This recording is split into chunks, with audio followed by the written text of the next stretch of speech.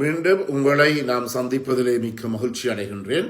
நான் இலங்கையிலே இருந்து பதுளை போதனா வைத்தியசாலையிலே இருந்து வைத்தியர் கிருஷான் வேதநாயகம். நாங்கள் பார்த்து கொண்டிருக்கின்ற விடயம் பெண்களுக்கு ஏற்படுகின்ற இந்த ஃபீமேல் செக்ஷுவல் டிஸ்ஃபங்க்ஷன் என்று சொல்லப்படுகின்ற ஒரு பெண் தன்னுடைய ஆண் துணையுடன் பாலியல் உறவை வைத்துக் கொள்ளுகின்ற போது அதன் மூலமாக கூடுதலான இன்பமோ உச்சக்கட்டமோ ஏற்படாமல் இருப்பதற்குரிய காரணங்களை பற்றி பார்த்து கொண்டிருக்கின்றோம். முக்கியமாக சில ஆண்கள் மிகவும் வயது குறைந்த பெண்களை திருமணம் செய்து கொண்ட பிற்பாடு கொஞ்ச காலம் செல்லுகின்ற போது அந்த பெண்ணினுடைய உணர்ச்சிக்கும் வேகத்துக்கும் லிபிடோக்கும் அவர்களாலே ஈடுகொடுக்க முடியாத ஒரு நிலைமை இருக்கின்றது. அந்த நிலைமைகளில் எவ்வாறு நாங்கள் அதை மேற்கொள்ள வேண்டும், என்னென்ன செக்ஷுவல் பொசிஷன்ஸ் அதாவது பாலியல் உறவை மேற்கொள்ளுகின்ற நிலைகள் எப்படி இருக்க வேண்டும் என்பதை பற்றி தான் நாங்கள் இன்று பார்த்து கொண்டு இருக்கின்றோம். எனவே இந்த நிகழ்ச்சி உங்களுக்கு பிடித்திருந்தால் யூடியூப்ல பார்ப்பவர்கள் மறக்காமல் லைக் பண்ணுங்கள், ஷேர் பண்ணுங்கள், மணி சின்னத்தை அல்லது பெல் சைனை அமர்த்தி சப்ஸ்கிரைப் பண்ணுங்கள். அதே நேரத்தில் உங்களை ஒரு தடவை நீங்கள் யார் இந்த நிகழ்ச்சியை பார்க்கிறீர்கள் சொல்லி ஒரு தடவை பார்க்க மாட்டார்கள். இது ஒரு ஆரோக்கியமான ஒரு செக்ஸ் ஹெல்த் எஜுகேஷன் நிகழ்ச்சியாகத்தான் இது இருக்கிறது. டிக்டாக்கிலும் இன்ஸ்டாகிராமிலும் மறக்காமல் ஃபாலோ பண்ணுங்கள். அதே நேரத்தில் உங்களுடைய நண்பர்கள் உறவினர்களுக்கு இந்த நிகழ்ச்சியை அறிமுகப்படுத்த மறக்க வேண்டாம். நேரடியாக என்னுடன் தொடர்பு கொள்ள விரும்பினால் வெளியூர் நண்பர்கள் வாட்ஸ்அப் இமோ ஊடாக 009477356245 மூலம் தொடர்பு கொள்ள முடியும்.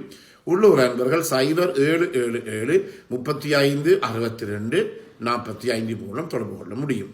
இன்று 4வது நிலையை பற்றி பார்த்துக் கொள்வோம். அதை நாங்கள் என்ன சொல்லுவோம் என்றால் கத்தரிக்கோள் நிலை அல்லது சிசர்ஸ் பொசிஷன். கத்தரிக்கோள் நிலை அல்லது சிசர்ஸ் பொசிஷன். இந்த நிலைகளிலே தம்பதிகள் இருவரும் ஒருவர் மேல் ஒருவர் படுத்துக்கொண்டு தங்களுடைய கால்களை ஒன்றோடு ஒன்று கத்தரிக்கோள் போல குறுக்காக வைத்துக் கொள்ளும் நிலை இது. அதாவது கத்தரிக்கோள் ஒருவர் மேல் ஒரு ஆண் மேல் பெண் இருக்கலாம், பெண்ணின் மேல் ஆண் இருக்கலாம், இருந்து கொண்டு கத்தரிக்கோள் போல இந்த கால்களை குறுக்காக வைத்துக் கொள்ளுகின்ற நிலை. எனவே இந்த பார்த்து கொண்டிருக்கின்ற பெண்கள் நீங்கள் பிள்ளை பெற்ற ஒருவராக இருந்தால் கூடுதலாக உங்களுடைய கணவர் மேல் உங்களுடைய ஆண் துணைகள் எங்களுக்கு சொல்வது என்னவென்றால் இந்த பிள்ளை பெற்ற பிற்பாடு இந்த பெண்ணினுடைய யோனி பகுதி இறுக்கமாக இல்லை என்றபடியினாலே இந்த செக்ஸ் வைத்துக் கொள்ளுகின்ற போது பாலியல் உறவை வைத்துக் கொள்ளுகின்ற போது ஒரு விதமான உராய்வு இதிலே அவர்களுக்கு ஏற்படுவதில்லை என்றபடியினாலே ஒரு இன்பவுமே அதிலே கிடைக்குதில்லை என்று சொல்லி அநேகமான ஆண்கள் 99% ஆண்கள் இந்த பிரச்சனையை எங்களிடம் வந்து சொல்வதை நாங்கள் கேட்டிருக்கின்றோம். எனவே இவற்றுக்கு எல்லாம் தீர்வாகத்தான் இந்த சிசர்ஸ் பொசிஷன் அல்லது கத்தரிக்கோள் போல இருவரும் ஒவ்வொருவருடைய கால்களை மற்றவருடைய கால்களுடன் குறுக்காக கத்தரிக்கோள் போல பிணைத்துக் கொண்டு இருப்பது. இதன் போது என்ன நடைபெறும் என்றால் இந்த தம்பதியின் உடல்கள் மிக இறுக்கமாக பிணைக்கப்படுகிறது. இதன் காரணமாக அந்த இடத்திலே நான் முதலிலே சொன்னது போல 3, 4, 5 பிள்ளைகளை பெற்ற பெண்களுக்கு இந்த உராய்வு இல்லாமல் இருக்கின்ற இந்த நிலைமையானது இந்த கத்தரிக்கோள் பொசிஷன் அல்லது சிசர்ஸ் பொசிஷனின் மூலமாக தீர்க்கப்படுகிறது. அதே நேரத்தில் இரு உடல்களும் இறுக்கமாக இணைக்கப்படுகின்ற போது ஆண் குறியினுடையும் பெண் குறியும் சுவர்கள் மிக நெருக்கமாக உராய்ந்து இருவருக்குமே மிக அதிக அளவான நரம்பு தூண்டலை இது ஏற்படுத்துகிறது.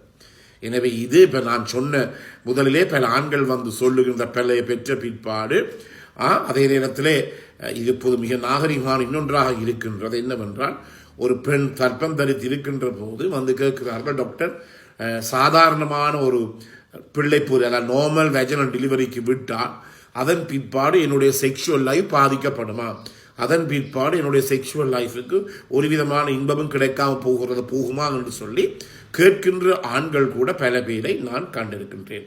அது முற்றிலுமே பிழையானது. அதற்காக வேண்டி ஒரு பெண்ணுடைய வயிற்றை கிழித்து பிள்ளை எடுப்பது, சிசேரியன் செக்ஷன் மூலம் வயிற்றை கிழித்து பிள்ளை எடுப்பது என்பது ஒருபோதுமே ஏற்றுக்கொள்ள முடியாத ஒன்றாக இருக்கிறது.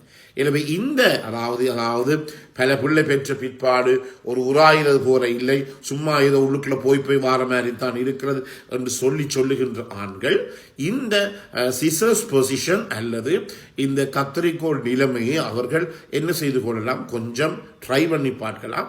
இது மிகவுமே ஒரு நன்மையான விடயம். ஆண் கூறியினுடைய சுவர்களும் இந்த பெண் கூறியினுடைய சுவர்களும் இறுக்கமாக உராய்ந்து கொண்டு உடலுறவு கொள்ளக்கூடியதாக இருக்கிறபடியினாலே இதன் மூலமாக ஏற்படுகின்ற அந்த இன்பமானது கிளர்ச்சியானது மிகவும் கூடுதலாக இருக்கிறது. அதே நேரத்திலே இந்த இடத்திலே நாங்கள் வேகமாக செயற்பட முடியாதுதான் மிக முக்கியம். நான் சொன்னேன், எல்லா ஆண்களுக்கும் ஒருபோதுமே பெண்களுடன் நீங்கள் செக்ஸ் வைத்துக் கொண்டிருக்கின்ற போது வேகமாக செயற்பட வேண்டாம். 100% பெண்களுக்கும் வேகமாக செயற்படுவது என்பது பிடிக்காத காரியம். ஆண்கள் என்ன செய்கிறார்கள், இந்த ப்ளூ ஃபிலிம்ஸ் அல்லது இந்த போர்ன் ஃபிலிம்ஸை, அதாவது நீல திரைப்படங்களை பார்த்து அதில் எல்லாத்தையும் காட்டுவார்கள். அது ஒரு பெரிய கதை. எடிட் பண்ணி காட்டுவார்கள். அதை பார்த்து போட்டு என்னுடைய மனைவியுடன் மிக வேகமாக நான் உடலுறவு கொண்டால் அதன் மூலமாக என்னுடைய மனைவிக்கு மிகுந்த அதிகளவான இன்பம் ஏற்படும் என்று சொல்லி போட்டு மிக மிக வேகமாக செயற்படுகிறார்கள். அது 100% பெண்களுக்கு அது பிடிக்காது. அதே நேரத்தில் சில ஆண்கள் இந்த கேஷுவல் செக்ஸுவல் ஒர்க்கர்ஸ் என்று சொல்லப்படுகின்ற இந்த பாலியல் தொழிலாளிகளுடன் சென்று அவர்களுடன் பழக்கப்பட்ட ஆண்கள் மிக வேகமாக செயற்படுகின்ற போது அவர்கள் காசு காரணமாக வாய் மூலமாக நல்ல சத்தங்களை போடுகிறார்கள். அப்படி சத்தம் போடுகிறபடியாலே அவர்களுக்கு அது இன்பம் கொடுக்கும் என்றில்லை, அவர்கள் காசு காரணமாகத்தான் இதை செய்கிறார்களே தவிர வேறொன்றுக்கும் இல்லை. அதை கொண்டு வந்து எங்களுடைய கேர்ள் ஃப்ரெண்டுடன் எங்கள் மனைவியுடன் நாங்கள் இதை பாதிக்க முடியாது. எனவே இந்த சிசர்ஸ் பொசிஷனில் மெதுவான மற்றும் ஆழமான இன்பம் கிடைக்கின்றது. அதே நேரத்தில் இதன் மூலமாக இந்த வேகமாக இயங்க முடியாது. அதே நேரத்திலே இருவருக்குமே இந்த சிசர்ஸ் பொசிஷன் ஆனது ஆழமாகவும் மெதுவாகவும் இருக்கிறபடியினால் இந்த அசைவு இருவருக்குமே சமமான இன்பத்தை கொடுக்கக்கூடியதாக இருக்கின்றது. அதே நேரத்தில் இருவருமே ஒரே நேரத்திலேயே உச்சக்கட்டத்தை எய்தக்கூடிய ஒன்றாக இருக்கிறது. எனவே இதை ட்ரை பண்ணி பார்க்காத தம்பதிகள், girl friends and bye friends, நீங்கள் என்ன செய்யலாம், இதை கட்டாயமாக இந்த பொசிஷனை ஒருக்கா ட்ரை பண்ணி பாருங்கள். இதில் ஒரு விதமான பிரச்சனையும் கிடையாது.